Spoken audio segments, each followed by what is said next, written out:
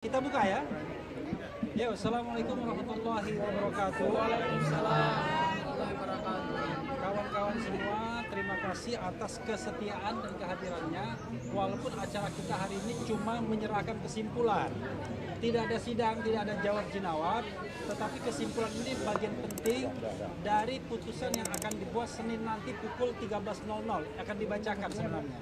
Mudah-mudahan seperti putusan sebelumnya, permohonan ini bisa dikabulkan, karena sebenarnya kami yakin seharusnya ya permohonan ini harusnya dikabulkan. Kenapa begitu?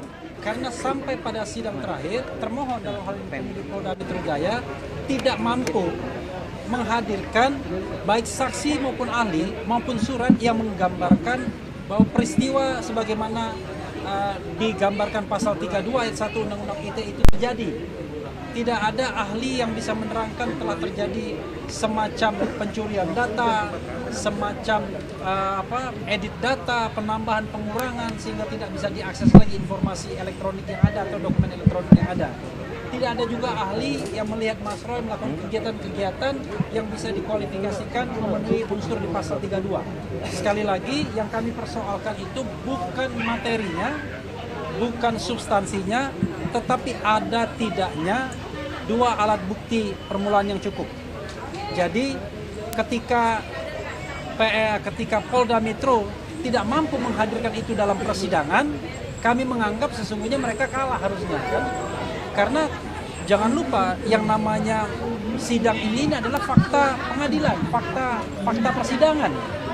Jangan sampai kemudian fakta persidangan didinai. Kami menantang sejak awal, tolong tunjukkan kepada kami mana saksi, ahli atau surat yang menggambarkan bahwa Mas Roy melakukan tindak pidana sebagaimana digambarkan pasal 32 ayat 1, yaitu orang dilarang untuk mentransmisikan dokumen milik publik atau milik orang lain. Nah, ini yang kemudian kita buktikan bahwa dokumen yang dimaksud masih bisa diakses, accessible, dan kemudian tidak rusak, masih bisa kita lihat, yaitu dokumen ijazah Dian Sandi. Belum lagi nanti kalau kita kaitkan bahwa yang dipermasalahkan apa sih, dokumennya Dian Sandi atau dokumennya Pak Jokowi yang pernah diperlihatkan di Polda Metro Jaya pada tanggal 15 Desember 2025 yang lalu. Nah, banyak hal yang sebenarnya bisa kita share, bisa kita diskusikan, tetapi ada baiknya kita memberikan kesempatan teman kita satu-satu untuk melakukan eksplorasi. Dapur terakhir ya? Siap. As usual. Ristan dulu, silakan. Bang Ristan. Ya, silakan. Ini pengacara Dawakan ini. Ya, silakan Ristan. Ya. Bang Ristan ini soalnya Jadi, turut mendampingi saya semenjak dari Stupa. Makasih Bang. Jadi sesuai yang disampaikan Bang Era tadi, kita ini adalah melakukan permohonan pra peradilan. Masalahnya tentang adalah pasal 32 ayat 1. Pasal 32 ayat 1 ini mengenai dua bukti awal permulaan. Apakah pengenaan pasal 32 ayat 1 ini ada dua bukti awal permulaan yang cukup untuk mengenakan pasal tersebut kepada Pak Roy? Nah, tadi sudah disampaikan juga, dan kemarin pada saat persidangan kita sudah mensomir sebelum satu hari sebelumnya. Hadirkan saksi dari penyidik. Ternyata kemarin tidak ada saksi yang hadir. Ya. Artinya kita bukan mengorek keterangan, isi keterangan, karena memang itu kalau keterangannya memang pasti masuk kepada pokok perkara. Tetapi nilai pembuktian dari saksi apakah relevan dengan pengenaan pasal 32 ayat 1 tersebut? Itu yang kita inginkan sebenarnya. Ada keterangan dari saksi yang harus dihadirkan kemarin. Ternyata tidak ada saksi. Begitu juga dengan ahli. Ahli ya banyak pertanyaan yang masalah dokumen elektronik saja. Ini kan masalah tentang ITE. Artinya harusnya dia juga menguasai tentang masalah ITE. Kemarin ditanyakan tentang dokumen elektronik, ahlinya merasa tidak mampu karena bukan ahli ITE. Itu kurang lebih dua alat bukti itu yang mereka tidak bisa menghadirkan. Cuman nanti kalau yang masalah surat nanti mungkin rekan-rekan kami yang menambahkan ya Bang ya. Mungkin dari situ. Oke, terima kasih Ristan. Berikutnya Soraya ya, ini lawyer perempuan kita. Oke, Assalamualaikum warahmatullahi wabarakatuh. Terima Geser ke Bang Roy, Bu.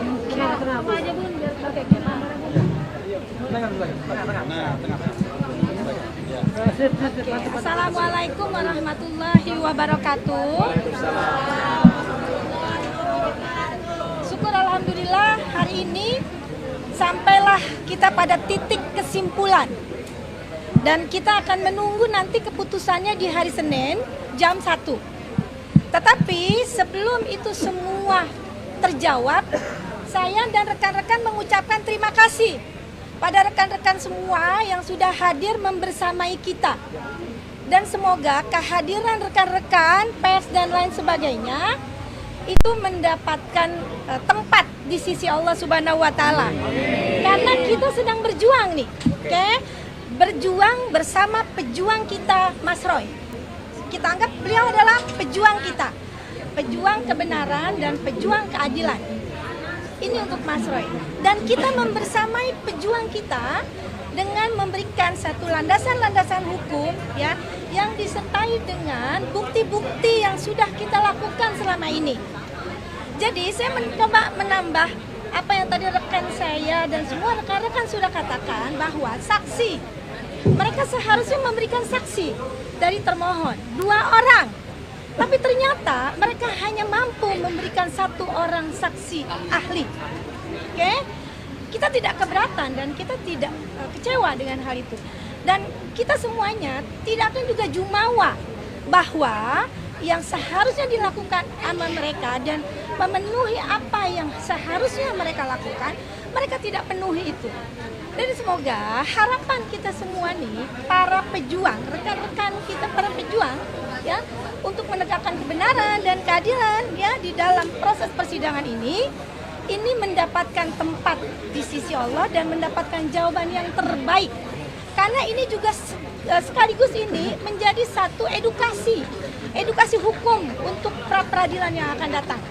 Jadi untuk itu doakan teman-teman dan terima kasih abang kita nih yang sudah luar biasa juga semuanya. Bang RH sudah membersamai kita semua. Terima kasih Bang RH, terima kasih Bang Fokus dan semuanya. Kita tetap berjuang ya Bang ya. Terima kasih. Assalamualaikum. Oke. Najmi, bicara. Bang Roy, langsung Bang Roy. Bang Roy. Mungkin rekan-rekan media, saya mau menjelaskan beberapa hal krusial. Yang pertama, ini adalah dokumen kesimpulan yang tadi kami sampaikan ke Hakim Pra-Peradilan, ya, setebal 41 halaman. Kesimpulan ini merangkum semua fakta-fakta persidangan selama proses pra-peradilan. Dan di dalam kesimpulan ini ada beberapa hal dan bahkan juga menjadi fakta persidangan. Ada beberapa hal yang menarik Mas Roy. Yang pertama terbukti bahwa ijazah Pak Jokowi bentuknya adalah ijazah analog. Dan kemarin pada saat pemeriksaan alat bukti termohon ada satu BAP krusial dan satu BAP kunci yang juga dihadirkan sebagai alat bukti, yaitu BAP dari Pak Joko Widodo. Dan saya salah satu anggota tim kuasa hukum yang membaca BAP Pak Joko Widodo. Ada satu keterangan yang menarik dari Pak Joko Widodo. Beliau dalam berita acara pemeriksaan mengatakan bahwa beliau hanya mengakui ijazah analog. Sementara yang diunggah oleh Dian Sandi berdasarkan BAP Pak Joko Widodo yang kemarin dihadirkan sebagai bukti dari termohon, beliau katakan bahwa itu bukan ijazah saya. Hal yang kedua, itu adalah foto dari ijazah. Hal yang ketiga, beliau sebenarnya tidak memberikan izin kepada Dian Sandi untuk memoto ijazah tersebut. Dan hal yang keempat, beliau tidak mempersoalkan. Dan kenapa Dian Sandi tidak ditetapkan sebagai tersangka dalam perkara pasal 32 dan pasal 35 Undang-Undang ITE? Karena ternyata pernyataan Pak Jokowi sendiri yang mengatakan bahwa dia tidak merasa dirugikan. Nah, pasal 32 kita sebenarnya sedang membicarakan satu dokumen elektronik. Dan dokumen elektronik tersebut diunggah oleh Dian Sandi dan oleh Pak Joko Widodo sendiri dalam berita acara pemeriksaannya. Meskipun ini material, tapi karena kemarin dihadirkan, ini dalam rangka juga kita ingin meng-cross check dengan penggunaan unsur pasal 32. Ternyata itu bukan dokumen elektroniknya milik Pak Joko Widodo. Kenapa terhadap pasal 32, pasal 310, 311, kenapa juga disisipkan pasal 32 dan pasal 35? Ini kan sesuatu yang tidak relevan. Sesuatu yang terkesan terlalu dipaksakan, dan bukan ini terkesan lagi, sesuatu yang terlihat dipaksakan. Lo yang punya ijazah aja mengatakan dalam berita acara pemeriksaannya kemarin dihadirkan dalam fakta persidangan, itu bukan dokumen elektronik milik dia. Terus dokumen elektronik yang dikatakan bahwa diubah-ubah, dipotong-potong, itu punya siapa? Kalau itu bukan punya Pak Joko Widodo, kenapa Pak Joko Widodo melaporkan pasal 32 dan pasal 35? Inilah sesuatu bentuk penyeludupan hukum luar biasa. Itu hal yang pertama. Ya, itu kami sudah sampaikan dalam kesimpulan. Hal yang berikutnya lagi adalah terkait dengan pokok persoalan kami dalam pra-peradilan ini adalah kami menguji dua alat bukti permulaan yang cukup. Berdasarkan kesimpulan kami yang kami gali dari fakta persidangan, ternyata penyidik Polda Metro Jaya menetapkan Mas Roy itu dalam dua peristiwa pidana. Pertama pencemaran dan fitnah, dan kedua adalah pelanggaran Undang-Undang ITE atau cyber, kejahatan cyber, 32 dan 35. Ternyata alat bukti surat dan saksi ini dicampur aduk. Saksi-saksi untuk kejahatan pencemaran nama baik dan fitnah seolah-olah dianggap juga memenuhi syarat untuk pasal 32 dan pasal 35. Dan satu lagi untuk bukti surat misalnya. Berdasarkan daftar alat bukti yang dihadirkan oleh penyidik Polda Metro Jaya dan jaksa penuntut umum selaku termohon, ternyata ada 712 alat bukti surat, dan semua alat bukti surat itu berkenaan dengan proses politiknya Pak Jokowi, dan kemudian ada yang berhubungan dengan pendidikannya Pak Jokowi.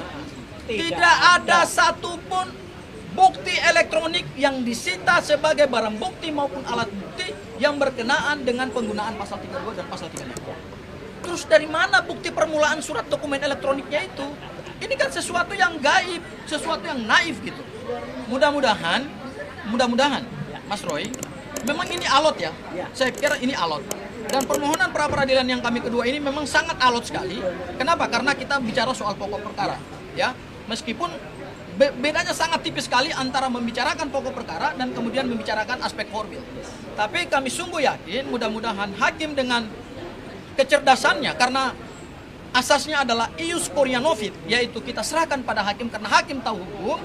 Mudah-mudahan hakim jeli untuk kemudian memilah mana pembuktian material dan kemudian mana pembuktian formil.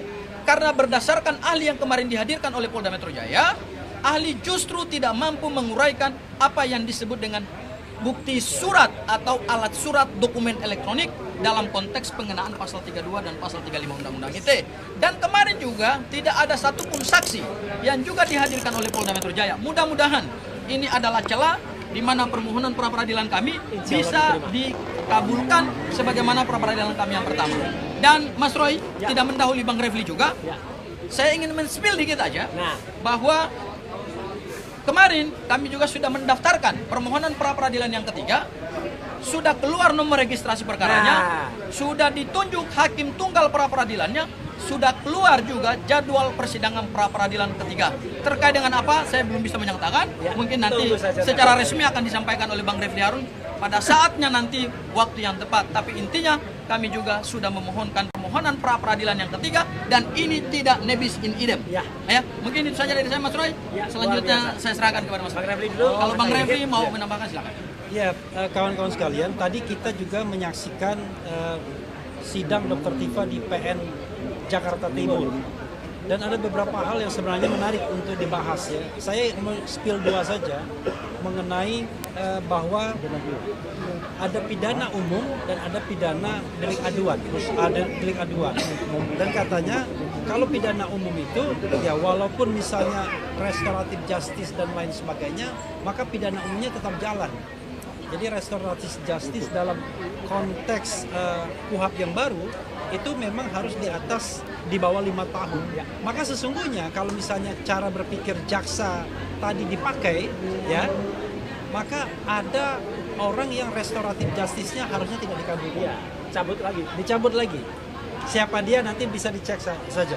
Karena di antara pasal-pasal yang disangkakan itu ada pasal yang di atas 5 tahun.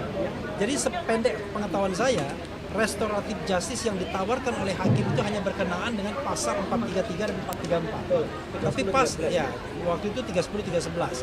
Tapi yang berkenaan dengan pasal 32 ayat 1 dan 35 itu sepertinya tidak, karena dia juga menggunakan KUHP baru.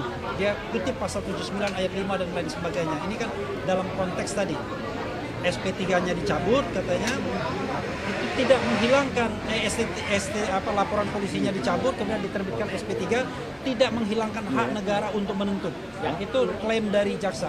Kalau klaim itu mereka gunakan dengan prinsip equality before the law,